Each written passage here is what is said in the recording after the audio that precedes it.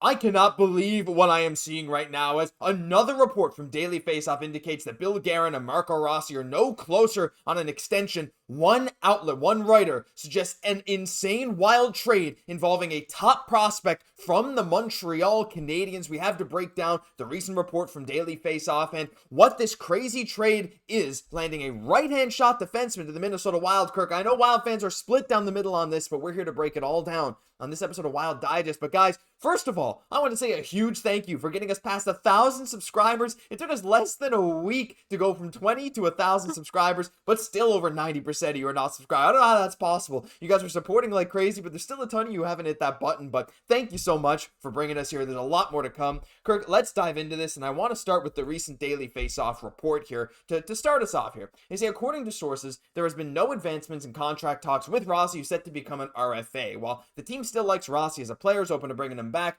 all the options are on the table. And they went on to say that, look, it dates back to last summer where at least one Eastern Conference team had loose trade talks with the Wild regarding Rossi in the fall of last year. Now, I know a lot of the fans in the comment section, it's always flooded with don't trade Rossi. I tend to agree. Like, I don't want him gone, Kirk. I know you feel the same. But with the fact the reports coming out day to day like this, it feels like more and more likely that he's probably gone. And yeah, I mean, what do you think about this recent report? It's nothing really new, but again, it very much seems like people are talking about him in the past tense.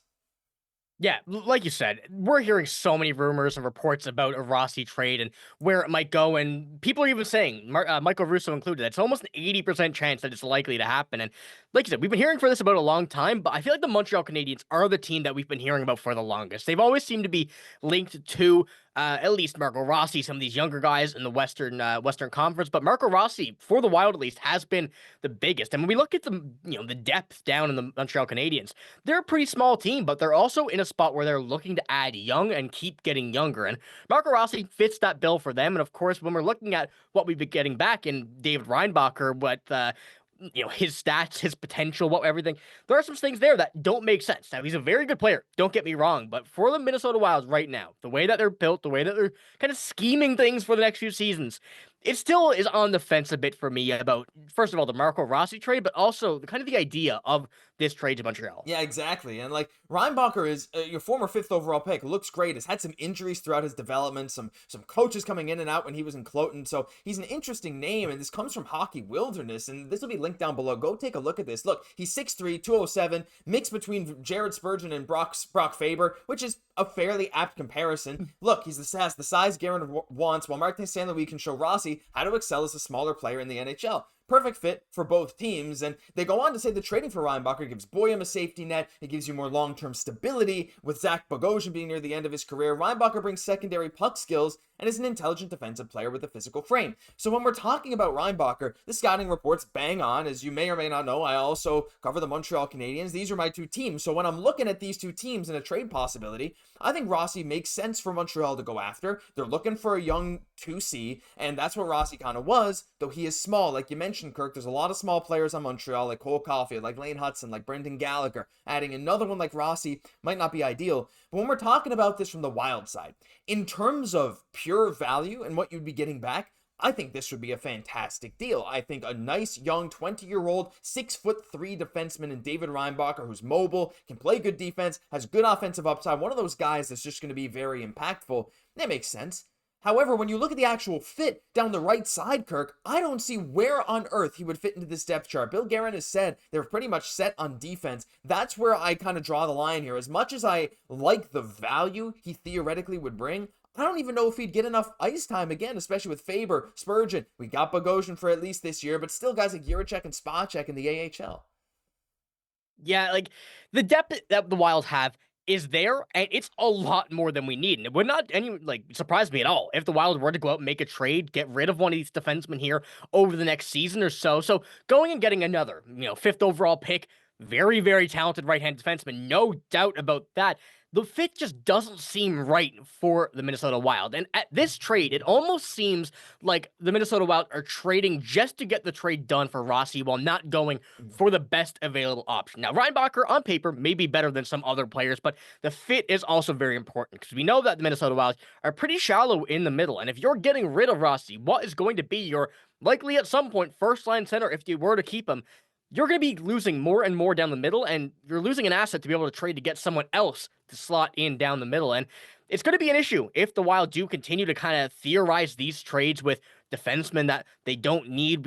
As you saw, Spacek, Jiricek, Zeev, Faber, Carson Lambos is eventually hopefully going to crack this lineup. There's just so many defensemen that the Wild have that it's almost an excess of them that they're going to have to get rid of some at some point. Yeah, someone probably has to go, but again, that's what it comes down to here. Bringing in another one doesn't necessarily make sense. So we got to hear from you guys on the Reinbacher versus Rossi front. Now, just in terms of value and in terms of fit for the Wild. And first of all, I know we don't want to see Rossi go. That's the one thing. But Kirk, as the days are going by, I just revisit this report here now.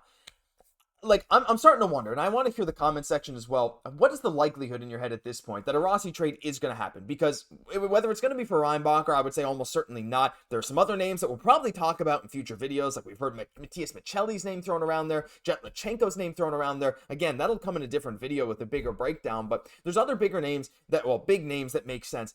How likely do you think a Rossi trade is at this point? Because again, like, it's not like it's the same, Bill Guerin, like, they're not sure. It's like, insider sources here, Daily Faceoff. Look, no advancements. They're not talking. Now, again, those things, it could come to a head very quickly. There's even a report in the same Daily Faceoff article, which will also be linked down below, saying that some people are speculating they might be waiting for an offer sheet. I don't know about that. I just so they can get some picks back in terms of value. I honestly think at this point, Kirk, as much as I love Rossi, I don't want to let him go. I don't get it. I'm sure the Wild see something in him that I don't, or maybe the opposite, but I'm starting to think that this is like, we're talking like 80% plus chance he gets moved at this point, man. Like, it hurts my soul every day when I read these reports.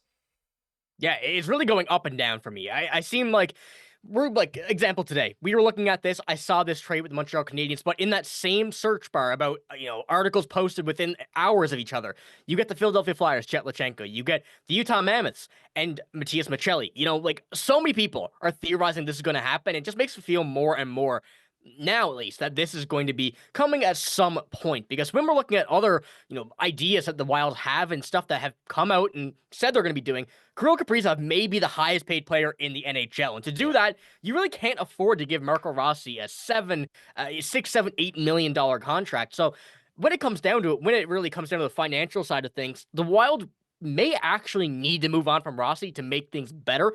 But it's also just, so much stuff coming in, and we're hearing so much stuff that it does seem like a trade is about to go down at some point. We don't know when, but we just don't know what it even entails yet, because we're getting so many different ideas. Wingers, centers, defensemen, no goalies just yet, but we've seen crazier things. Yeah. So, the trade feels like it's coming soon, but I don't want to see it. It kind of makes sense. I'm really on the fence about it, but, I feel like Bill Guerin can make it work, whatever he does. I trust him. As long as he makes this smart, takes his time, goes over his option, weighs the options, I think the Wild will make this work. Whatever happens, whether or not they win or lose the trade, I trust Bill. I trust Bill in this instance. I hope so. I really want to trust Bill. And again, I think we're like 1-2 moves away from him being back in everyone's good books. But it's like that Z Boyum trade at the draft looks amazing, right? And I'm very happy about that. Trades at the deadline, maybe not so much. There's a lot of stuff coming, Kirk, and we're going to have a lot of videos. And hey, if you want to stay up to date on the latest on Marco Rossi and all these trades, because there's a lot to take in, I'm sure. But in one spot, this is the spot to be if you hit that free subscribe button down below. Don't you forget it. That'll do it for this episode of Wild Digest. If you enjoyed, like I said, hit that button down below. Thank you so much for helping us hit 1,000 subscribers so fast. We have so many more big things coming. I'm Josh Gosse, my co-host, Kirk Day. We'll catch you in the next one.